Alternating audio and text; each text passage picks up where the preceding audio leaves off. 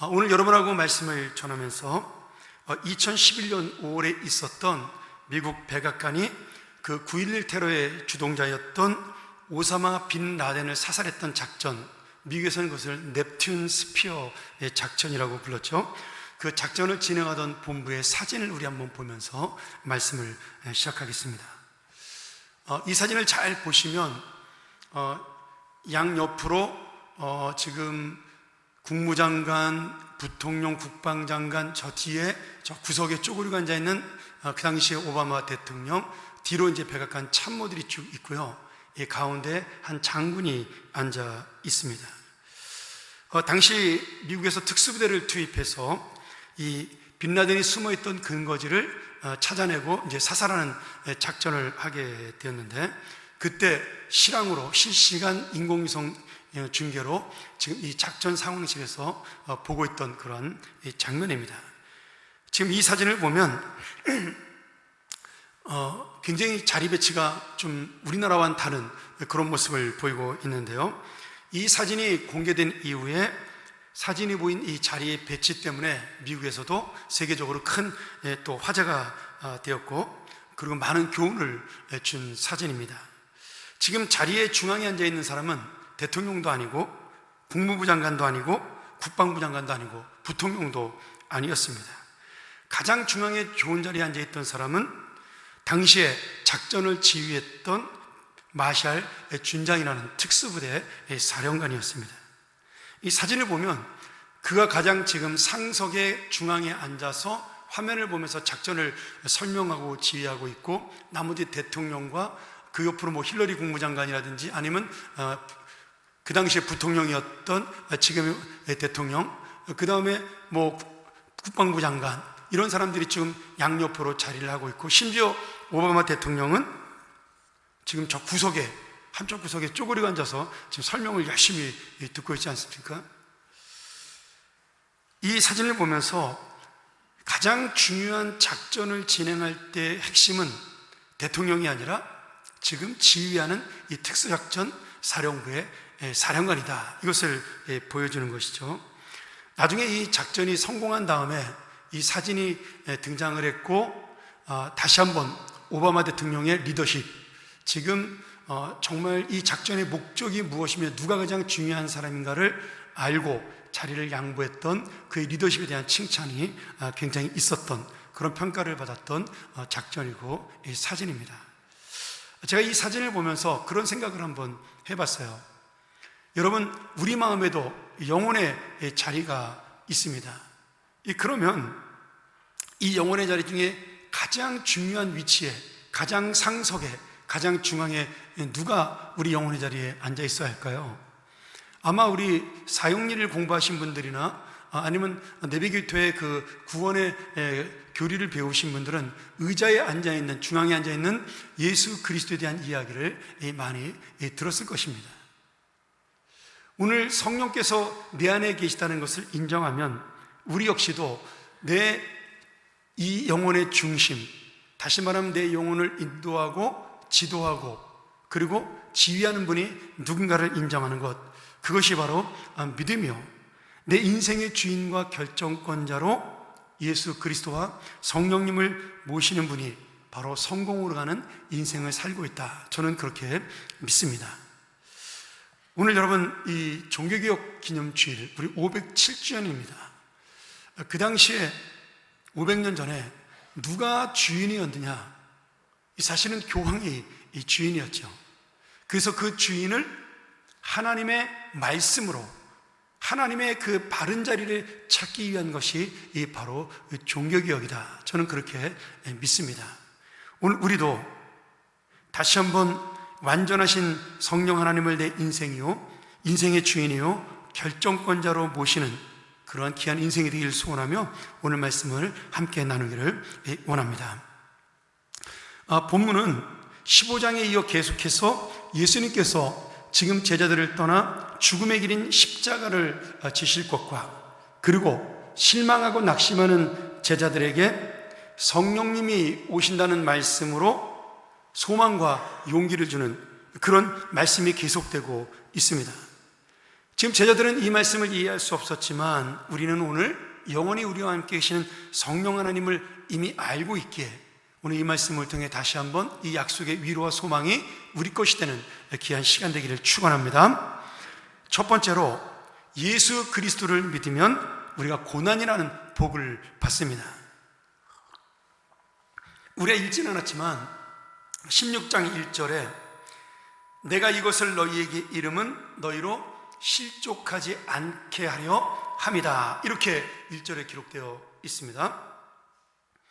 자, 1절 말씀부터 보면 예수님이 떠나신 다음, 다시 말하면 십자가에 달려 돌아가신 다음에 3일 만에 부활하시고 제자들과 함께 있다가 승천하신 다음에 이 이유가 되겠죠. 예수님을 믿는 제자는 다 박해와 고난을 받는다, 이렇게 예수님이 말씀을 하셨어요. 너희는 내가 떠난 다음에 어려움이 있을 것이다. 그것이 내 이름으로 당하는 고난이고 박해요. 너희들의 어려움이 될 것이다, 이런 말씀을 하셔요. 이 박해가 얼마나 심하냐 하면 세 가지로 말씀하고 있는데 우리가 실족하고 넘어질 수도 있고 그 다음에 공동체에서 쫓겨날 수도 있고 심지어는 죽을 수도 있다, 이렇게 말씀을 하십니다. 실제로 그리고 예수님이 떠난 다음에 그런 일들이 일어나게 되죠. 초대교회에서 사도 바울이 예수님을 믿기 전에 그 스데반 집사를 돌로 쳐 죽이는 사건을 통해서 예수님 말씀이 이루어지는 것을 볼 수가 있습니다. 또 많은 성도들이 감옥에 갇히거나 또 죽는 일을 만나게 되는 것이죠. 사실 지금도 이런 박해와 고난을 받는 성도들은 얼마든지 있습니다. 우리는 이런 박해를 받고 있지 않지만 북한에 있는 우리 지하교회 교인들은 바로 우리 옆에서 이런 어려움과 고통 속에 지금 하나님을 믿고 있죠. 또 중국 땅에 있는 많은 지하의 교인들과 가정교회 교인들도 지금 하나님의 이름 때문에, 복음 때문에 선교사들이 거의 쫓겨나기도 하고 많은 사람들이 예수 믿는 것에 대한 핍박을 받기도 합니다. 또한 우리는 보이지 않는 어떤 고난과 박해가 예수를 믿으면서 우리를 힘들게 할 때가 있습니다. 믿음을 지키기에 어렵고 힘든 세상에 정말 내가 이 세상의 욕망을 따라가며 살아가지 아니하고 하나님의 은혜를 따라가기 때문에 나는 힘든데 지금 자신의 욕심과 자신의 욕망으로 살아가는 많은 사람들은 오히려 승리하는 것처럼 보이는 것이 우리의 인생이기도 합니다. 그렇잖아요. 착하게 살면 손해본다. 요새 우리 부모들이 자녀들에게 손해보고 살라고 가르치나요? 희생하며 살라고 가르치나요? 아닙니다. 어쩌면은 이 세상 전부가 그렇게 성공을 향해 아니면 나만 잘되기 위해 달려가는 것이 이 세상의 가치다, 이렇게 볼 수가 있는 것이죠. 근데 우리가 이 세상의 가치를 버리고 예수 그리스도의 뜻대로 살려고 노력을 할 때 우리는 손해를 볼 수밖에 없는 인생이 되는 겁니다. 아무도 알아주지 않는데 내가 왜 이렇게 믿음으로 희생하고 손해보고 사느냐. 또 그렇게 살다가 지치고 실망할 때도 반드시 있습니다. 그런데 예수님께서는 이미 우리가 그럴 것을 아셨다라는 거예요. 그래서 우리가 실족하지 않도록, 넘어지지 않도록 우리에게 위로와 소망의 말씀을 주십니다. 여기 실족한다는 말이 나오는데 이 실족하다는 헬라어가 스칸달리조라는 뜻입니다. 이게 어떤 말이냐면 걸려들다, 아니면 어떤 계략에 빠지다, 함정에 빠져서 죄를 짓다, 이런 뜻이 있습니다.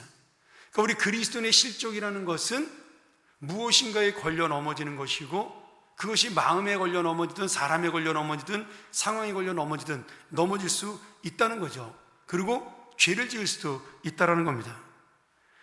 이 말씀은 내가 예수를 믿을 때 엘리야 선지자처럼 아합왕과 이세벨에게 지쳐서 하나님, 나를 차라리 죽여주세요, 이 땅에서 힘들어 못 살겠습니다, 이렇게 주님 앞에 정말 실망할 때도 있다는 것을 보여주고요. 또는 많은 힘을 주었지만 그 힘을 자신의 쾌락과 욕망으로 사용했던 사사 삼손처럼 스스로 자신의 욕망 때문에 넘어질 수도 있다는 사실을 다 우리에게 보여주는 말씀입니다. 오늘 여러분 실족하지 않기를 소원합니다. 제자들은 어떻게 됐죠? 제자들은 예수님이 십자가에 죽는 모습을 보고 실망해서 다 도망갔습니다. 베드로는 수제자라고 뻐기고 자랑했던 베드로는 예수님을 하룻밤 사이에 3번이나 부인하고 창피를 당하게 되죠. 문제는 이렇게 실족하고 넘어지는 일들이 특별한 일이 아니라 누구나 제자들처럼 예수님의 마음을 모르고 하나님의 뜻을 모르면 그렇게 넘어질 수 있다는 사실이에요. 제자들 시대에는 가족들에게 버림받고 공동체에서 쫓겨나고 그리고 감옥에 갇히고 죽는 것이 실족이라면, 우리는 나의 욕심 때문에 주님을 잊어버릴 수도 있고 놓칠 수도 있고, 또는 주님을 외면할 수도 있는, 하나님 요 부분만큼은 모른 채 해주세요. 내가 예수를 잘 믿을 테니까, 교회 잘 나갈 테니까 요 부분은 주님이 저를 모른 채 해주세요. 이러면서 우리가 스스로 넘어지고 실족할 수도 있는 것입니다. 이 제자들은 이미 이 말씀을 듣고 실족을 했어요. 야, 예수님이 떠난대. 그럼 우리는 어떻게 되는 거야? 예수님이 지금 말씀하는 거 들어보니까 감히 입으로는 다 내뱉지 못하지만 죽으러 가는 것 같아. 그럼 나는 이제 예수님 쫓아다니는 내 인생은 어떻게 되는 거지? 이러면서 이미 마음에 절망과 실망에 빠져서, 예수님 어디로 가세요? 궁금합니다. 예수님 어떻게 하실 거예요? 물어보는 사람이 하나도 없었어요. 아마도 저는 그런 생각이 들어요. 자기의 연민에 빠지고 자기 고민에 빠지니까 예수님이 어디로 가는지 관심이 없었던 겁니다. 또 하나는 지금 물어보면 너무 겁이 나는 거예요. 마치 내가 의사에게 가서 진단을 안 받으면 그냥 그렇게 살 수 있는데, 진단을 받는 동시에 내가 낙심하는 것처럼 지금 제자들도 예수님 어디로 가세요라고 말하는 순간에 나는 십자가를 지러 죽으러 간다, 이 말씀이 구체적으로 나올까 봐 제자들이 감히 무서워서 물어보지 못하는 그런 모습일 수도 있는 거죠. 어쨌든 간에 지금 제자들은 예수님의 계속되는 위로와 소망의 말씀을 듣고도 마음이 혼이 쑥 빠져나갈 정도로 정신이 없었던 겁니다. 그런데 이것이 바로 우리의 연약한 모습이고, 이것이 바로 세상을 이기지 못하는 나의 실체입니다. 저는 이 말씀을 보면서 제자들이 답답하기도 했지만 바로 세상의 어려움 앞에 흔들리고 정신 차리지 못하는 우리의 모습이다, 내 연약한 모습이다, 그런 생각이 들었습니다. 하나님이 그런 마음을 주시더라고요. 너는 그럼 별다르냐? 조금만 어려우면 실망하고, 조금만 힘들면 지치고 낙심하고, 그것이 바로 우리의 모습 아니겠어요? 육신적으로 몸이 아프면 하나님 나를 버리는 것처럼 절망하고, 경제적으로 어려우면 하나님이 나를 돌보지 않는 것처럼 실망하고, 자녀들이 힘들고 어렵게 하면은 하나님은 어디 계시는가, 내가 낙심하는 것, 어쩌면 그것이 바로 우리의 인생이다, 이 말씀이죠. 그런데 가만히 이 말씀을 읽다가 이런 연약한 나의 모습을 불쌍히 여기시는 주님 앞에 감사한 마음이 솟아났어요. 왜냐하면요, 지난 주일의 말씀처럼 이렇게 무능하고 연약하여 실족하고 넘어질 수밖에 없는 우리를 주님께서 어떻게 하셨다 그랬죠? 선택하시고 책임져 주신다라는 약속을 주셨기 때문입니다. 오늘 여러분, 우리는 넘어질 수밖에 없는 인생이에요. 쓰러질 수밖에 없는 인생입니다. 죄를 지을 수밖에 없는 연약한 그러한 피조물이에요. 그런데 주님은 끝까지 우리를 선택하고 책임져 주신다라고 오늘 우리에게 분명하게 다시 한번 약속해 주십니다. 할렐루야. 오늘 이 말씀이 다시 한번 우리의 능력이기를 간절히 소원합니다. 오늘 여러분, 이 사랑이 있기 때문에, 은혜가 있기 때문에 나는 여전히 하나님 앞에 부끄럽고 창피하지만 다시 일어나 주님 앞에 나오는 것입니다. 오늘 이 놀라운 주님의 은혜가 여러분 마음속에 있어서 정말 담대하게 다시 한번 이 선택과 책임의 약속을 믿고 나오는 우리 모든 하나님의 자녀가 되기를 축원합니다. 두 번째로,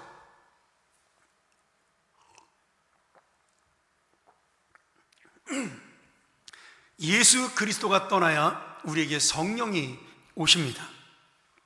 우리가 읽었던 7절 말씀에 보면 내가 떠나가는 것이 유익이라. 내가 떠나가지 아니하면 보혜사가 너희에게로 오시지 아니할 것이요. 가면 내가 가서 성령님, 보혜사 성령님을 너희에게로 보내주겠다. 이렇게 약속을 해주십니다. 여러분, 제자들은 3년이나 예수님을 따라다녔는데 예수님의 십자가 죽음과 부활, 그리고 성령님이 강림하시는 것을 전혀 이해하지 못했어요. 참 답답하죠. 왜냐하면 내가 듣고 싶은 것만 맨날 들으니까, 보고 싶은 기적만 맨날 보니까, 그러니까 예수님이 진짜로 우리에게 위로와 그런 어떤 소망으로 주셨던 성령님에 대한 이해를 못한 겁니다. 그래서 예수님은 지금 낙심하는 제자들을 향해서 안타까운 마음으로 성령이 오신다는 그 소망의 말씀을 계속해서 반복해서 말씀하고 있는 것이죠. 여러분, 이 성령이 오신다는 말이 벌써 요한복음 14장, 15장, 16장 얼마나 많이 나와요. 그런데 제자들은 여전히 듣고 싶은 이야기만 듣고 있는 겁니다. 예수님께서 십자가의 죽음과 부활하신 다음에 제자들과 함께 오랫동안 있게 됩니다. 그렇게 몇 달 동안 있다가 하늘로 승천하시면서 말씀하시죠. 이제 너희들이 함께 기도할 때 성령이 너희에게 올 것이다. 그리고 떠나가셨어요. 그때서야 비로소 제자들은 성령님이 오신다는 사실을 생각하게 됩니다. 그리고 사도행전 1장에 나타나는 대로 그들은 마가의 다락방에서 기도하다가 성령의 놀라운 역사를 체험하게 되죠. 근데 오늘 예수님께서 성령님이 오셔서 우리에게 하시는 역할이 있다, 이렇게 말씀하셔요. 우리가 지난번에 성령님에 대해서 배울 때는 성령께서 우리를 위로하시고 우리 마음속에 오셔서 우리와 함께 하시고 동행해 주신다, 당연히 그렇게 말씀해 주셨는데, 오늘은 그 전에 성령님이 우리 안에 들어오셔서 제일 먼저 하시는 일이 무엇이냐를 말씀해 주고 있는데요, 그것이 무엇이냐면 첫 번째는 우리의 죄를 깨닫게 해 주시는 겁니다. 그래서 이 죄를 깨닫지 못하는 사람들을 그 다음에 어떻게 하셔요? 심판하시는 거예요. 여러분, 내가 지금 이 자리에 예수 믿고 주님을 찬양하고 하나님의 자녀가 되는 것은 우리의 능력이 아니고 내 결심과 의지가 아닙니다. 사실은 내가 예수님을 믿겠습니다, 이렇게 결단하고 이 자리에 앉아있는 것처럼 보이지만 그 마음을 누가 주시냐? 내 안에 계신 성령이 주셔야 예수 그리스도를 붙잡을 수가 있는 거예요. 그래서 성령님의 역할은 예수 그리스도가 우리의 구세주라는 사실을 내 마음속에 믿게 하는 것입니다. 여러분, 아무리 계급이 높아도, 심지어 오늘 말씀대로 왕이고 임금이라 할지라도 성령이 역사하지 않으면 그 사람은 죄에서 벗어날 수가 없습니다. 예수님 뭐라고 말씀하셔요? 세상 임금이 성령이 오시면 심판을 받겠다, 이렇게 말씀하시는 거예요. 그는 권력을 자랑하고 힘을 자랑해서 하나님의 아들까지도 죽일 수 있었지만 결국 그것이 뭐예요? 깨닫지 못하여 심판으로 가게 된다, 이 말씀이죠. 여러분, 굉장히 어려운 말씀 같지만 사실은 우리가 하나님 말씀을 듣고 정말 이 말씀이 나에게 주시는 말씀이구나, 내 안에 계신 성령님이 이 말씀을 통하여 나에게 오늘 어떻게 살라고 하시는 건가, 이 고민을 하는 사람이 성령과 함께 동행하는 사람이다, 그런 뜻입니다. 간단해요. 여러분이 하루의 삶 속에서 어떤 일을 생각하고 결정할 때, 내 안에 계신 성령님이시라면 내가 이것을 어떻게 결정하기를 원하실까, 이것을 고민하는 것이 성령님이 주는 마음입니다. 그게 성령을 주인으로 모시는 믿음이에요. 별다른 게 아닙니다. 대단한 것도 아니에요. 한 번만 내가 내 안에 계신 성령님을 의지하고 그분을 향해 물어보고 여러분의 삶을 살아간다면 여러분은 이 심판을 벗어나 주님과 함께 영원한 생명을 누리는 하나님의 자녀가 될 줄 믿습니다. 예수 믿는 게 이래서 굉장히 쉬운 거예요. 그런데 한편으로 또 어려워요. 왜?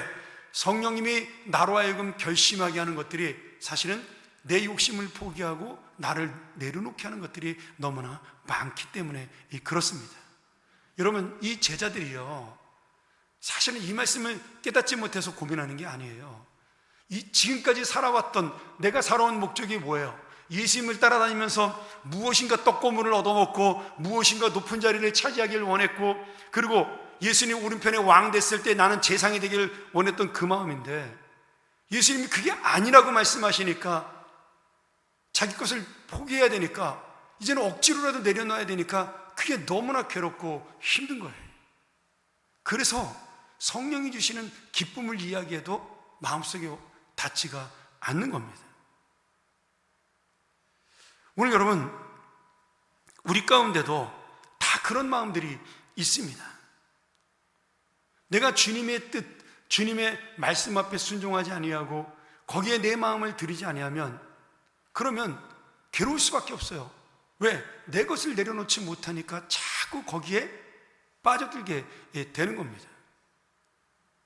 내가 소중했던 것이 정말 하나님 앞에서 영원한 생명의 기쁨이고 주님과 함께 동행하는 것인데, 나는 그게 아니라 예수 믿고 복 받기를 원하고 물질에 아니면 명예의 권력의 복을 받기 원하는데, 그 원하는 것들이 이루어지지 않으면 예수 믿는 게 힘든 거죠. 그런데 주님께서 뭐라고 말씀하셔요? 그것들이 아니라는 거예요. 우리에게 주시는 것은 영원한 생명의 기쁨이라는 것이죠. 그리고 나머지를 추구했던 사람들은 다 심판을 받는다라는 거예요. 근데 우리는 이 땅의 잠깐의 인생, 그것을 추구하다가 영원한 심판 속에 들어가지 않으니 성령님이 그것을 포기하게 만들어서 나를 영원한 생명나라로 보내주시니 그것이 우리에게 너무나 감사한 것입니다. 사랑하는 여러분, 내가 예수를 믿고 주님의 뜻대로 살다가 고난받고 손해보고 어려움을 만나고 실망하고 지칠 수 있습니다. 근데 예수님께서 오늘 우리에게 위로를 주셔요. 우리 21절 한번 같이 볼까요?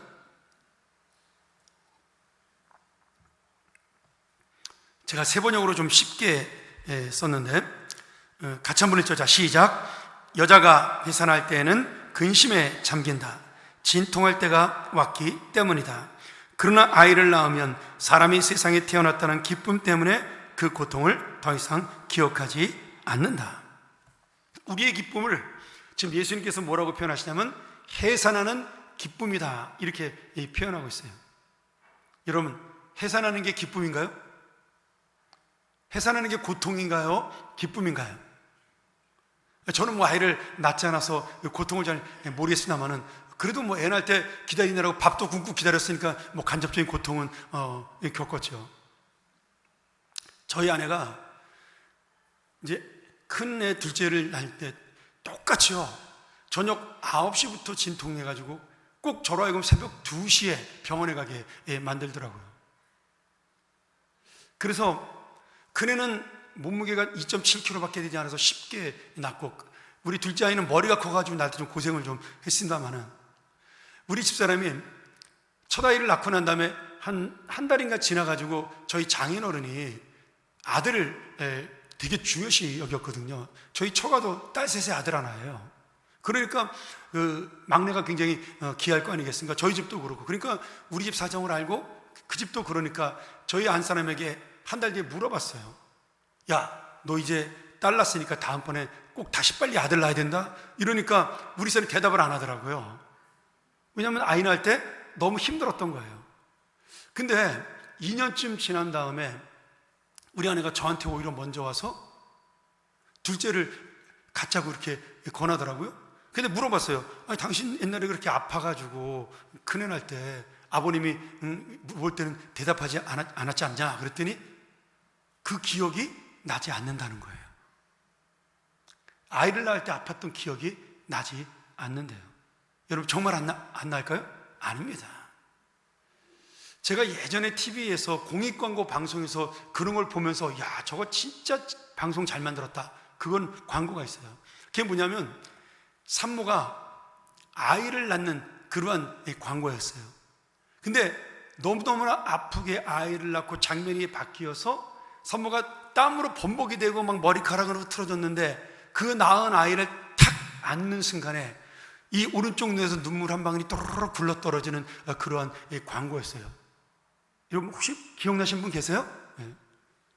무슨 내용인지는 기억이 안 나지만 그 산모의 그 눈물을 흘리는 장면이 저한테는 굉장히 마음에 남았습니다. 그게 뭘까요? 그렇게 아프고 고통스럽고 힘들게 아이를 낳았지만 새로운 생명을 안는 그 순간에 그것이 무엇이 되었어요? 고통이 기쁨이 된 것입니다. 여러분, 지금 우리가 이 땅에서 당하는 어려움과 고통, 또 우리 어르신들의 육신적인 아픔, 약 먹어도 안 되고 이제는 어떡하겠어요? 세월이 다 돼서 아픈 건데. 근데 그 모든 고통들이 내가 주님 앞에 서는 날, 하나님 앞에 영원한 생명의 기쁨으로 서는 그날에 그것이 무엇이 된다는 거예요? 이래서 하나님께서 나에게 영원한 생명의 구원을 주셨구나. 기쁨의 눈물로 바뀐다라는 거예요. 이 땅에 어려움과 눈물 속에 있던 우리가 이 천국에 올라가서 춤을 추며 찬양하는 그날이 온다라고 말씀하고 있는 겁니다. 지금 예수님은 이 땅의 기쁨을 말씀하고 있지 않아요. 이미 우리는 이 땅에서 영원한 생명을 얻음으로, 내가 하나님과 함께하는 자녀가 되므로 성령이 이제 내 안에 계셔서 나와 함께 동행하는 그런 놀라운 소망의 인생을 살아가게 하므로 우리는 모든 것을 다 받은 것이나 마찬가지라고 주님께서는 말씀하시는 거예요. 나머지 기쁨은 뭐가 남아있어요? 이제는 진짜 천국에 올라가서 영원한 생명의 기쁨을 누리는 것, 이 땅에 있는 모든 고통을 잊어버릴 만큼 그 놀라운 은혜의 기쁨을 만나는 것, 그것이 바로 너희의 복이라고 말씀하고 있는 겁니다. 믿습니까? 여러분, 이 땅에 사는 동안 잘 살면 좋죠. 이 땅에 사는 동안 정말 내가 행복하고 기쁘고 모든 것을 누리며 살면 좋겠죠. 그런데 인생이 그렇지 않습니다. 요새 보세요. 대통령님들 행복하겠습니까? 그 자리에 올라가기에 그렇게 수많은 애를 썼지만 저는 정말 밤에 잠도 안 올 거라고 생각이 들어요. 하나님께서 어떤 자리에 보냈던, 내가 어떤 영광과 권력과 명예를 누리던, 여러분 이 세상에는 만족과 기쁨이라는 게 있을 수가 없는 겁니다. 근데 우리는 그것을 붙잡고 그것을 얻으면 행복할 거라고 착각을 하는 거예요. 그것을 정말 내가 누리면 이 세상에서 성공했다라고 착각을 하고 살아가는 겁니다. 아니에요. 우리의 진짜 성공은 영원한 생명을 누리느냐가 우리의 진짜 성공입니다. 오늘 그러기에 예수님이 떠나고 성령 하나님이 오셔야 이 기쁨이 우리 안에서 완전히 이루어지기에 오늘 예수님께서는 뭐라고 말씀하셔요? 내가 떠나는 것이 너희에게 유익하다라고 말씀하십니다. 여러분, 제가 근데 이 떠나야 유익하다는 이 말씀이 저한테 어떻게 은혜가 된 줄 아세요? 돈이 떠나야 유익하다, 권력이 떠나야 유익하다, 명예가 떠나야 유익하다, 심지어 자식이 떠나야 유익하다. 내가 붙잡고 의지했던 그 모든 것들, 이 제자들이 자신의 모든 성공의 근원이라고 생각했던 예수 그리스도가 떠나야 진짜 성령님이 우리에게 오시는 것처럼, 내가 믿었던 성공의 근원들이 다 떠나야 진정한 예수 그리스도의 은혜, 성령의 역사가 우리 안에 이루어진다라는 이 말씀입니다. 그래서 떠나야, 내려놓아야, 포기해야 우리에게 복이 있다라고 말씀하시는 겁니다. 사랑하는 여러분, 제자들은 이 말씀을 이해하지 못했어요. 나중에 예수님이 부활 승천하시고 성령의 강림을 받은 다음에 깨달았어요. 그런데 우리는 이미 알고 있어요. 내 안에 있는 것들이 떠나야 진정한 행복과 진정한 기쁨이 온다는 것을 알 수가 있습니다. 이미 내 안에 성령님이 계시잖아요. 오늘 507주년 종교개혁 기념 주일입니다. 말씀을 정리하면서 우리 한번 이 말씀 가지고 생각하면 좋겠어요. 1517년, 지금부터 507년 전 10월 31일 독일의 마틴 루터가 가톨릭의 반성경적이고 비신앙적인 모습에 대항하여 95개조 학문을 내걸고 진리를 외치게 됩니다. 이 영향으로 독일 전역이 정말 개혁의 물결이 일어나게 되죠. 이에 위기를 느낀 황제와 로마의 교황청은 루터를 잡아다가 재판하게 됩니다. 그는 3년 후에 황제 카를 5세와 그리고 교황의 신문관 앞에서 생명의 위협을 받는 종교재판을 받게 되죠. 이 종교재판정 안에는 루터를 죽이고자 하는 수많은 사람들이 앉아 있습니다. 밖에는 루터를 지지하는 평민들과 백성들, 그 다음 루터를 배척하는 귀족들, 그리고 신부들이 루터를 죽이라고 외치며 있었습니다. 그런 정말 백척간두의 위기 속에 이 루터 앞에 이 교황의 신문관, 재판관이 물어봤어요.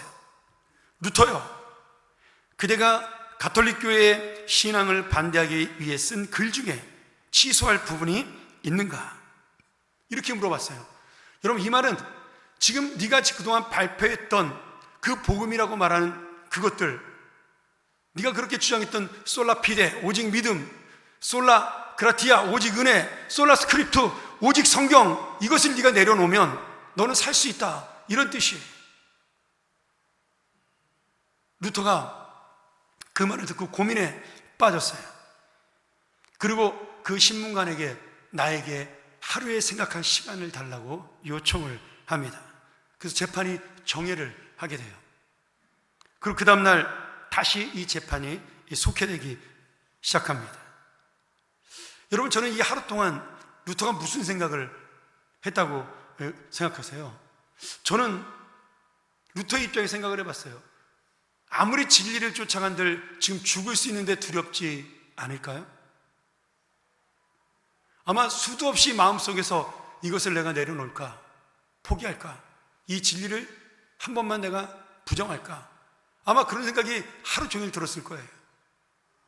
근데 그 다음날 아침 루터는 이렇게 재판관에게 고백을 합니다.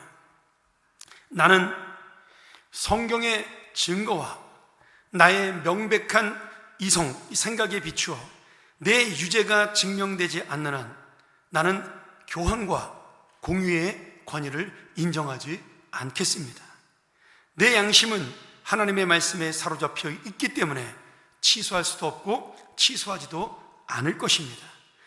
양심에 어긋나는 행동은 지혜로운 것이 아니요 안전하지도 않은 것입니다. 저는 여기에 서 있습니다. 그리고 다르게 행동할 수 없습니다. 그리고 5초 동안 가만히 있다가 한마디를 하고 마칩니다. 하나님, 저를 도와주세요. 여러분, 두려웠지만, 무서웠지만 이 생명의 능력을 알고 외쳤던 신앙 고백 때문에 오늘 하나님의 진리로 교회는 서게 되었고, 우리는 전적인 하나님의 은혜를 받으며 성령의 도우심을 받는 인생으로 이 자리에 있게 되었습니다. 사랑하는 여러분, 그렇습니다. 과거의 내 인생, 예수를 몰랐던 나의 삶, 세상의 욕심으로 살았던 나의 죄악된 인생이 죽어야 진정한 영원한 생명 부활의 능력을 맛볼 수가 있습니다.